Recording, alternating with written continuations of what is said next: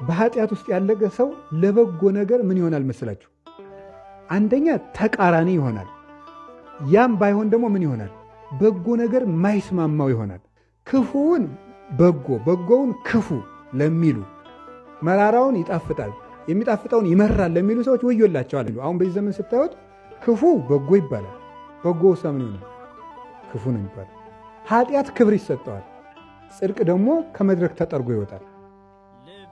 ይሄን የሚያደርገው ምንድን ነው ስትሉ የታመመች ነፍስ ናት። ይሄን የምታመጣ በሽተኛ ነፍስ ናት። ስለዚህ ጌታችን ኢየሱስ ክርስቶስ ከኃጢአት እጅ አድኖናል ነው። መቼ ነው ያዳንን? አንደኛ መጠበቂያውን ሰጥቶናል።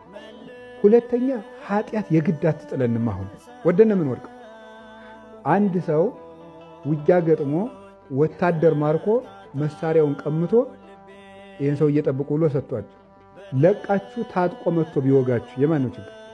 ክርስቶስ ሰይጣንን ማርኮ ሰጠን። ባሉ እንግዲህ እንዳይወጋችሁ ብሎ እኛ ተኛን እና ሰይጣን ሲቀጠቅጠን እግዚአብሔር ምን አድርጌ ነው? ተኝተህ ነው እንጂ ምን አድርጓል? ተኝተን ነው እየተቀጠቀጥን ያለን። ኃጢአትን ድል ነስቷታል ክርስቶስ ሲባል ዛሬ ለምን ሰለጠነች ሲባል ሰው ወዶ ነው የሚገዛው። ወዶ ለምዶ ነው። ሰይጣን እንዲያርጎኝ እንትና እንዴ ሰይጣንን ተመስሎ ምናምን እንትና ወይዘሮ ገሊትን ተመስላ ወይዘሮ ገሊን ተመስሎ ወደ ለምደ መርጠን የምሰራው ወስነን የምሰራው የመጠንቀቅ ጉድለት፣ መንፈሳዊ ያለመሆን ጉድለት፣ ከእግዚአብሔር ጋር ያለን ቁርኝት ተከታታይ አለማድረግ፣ ምቾትን ማለፍ አለመፈለግ፣ ትዕግስት ማጣት ነው እንጂ ለሚያምን ሁሉ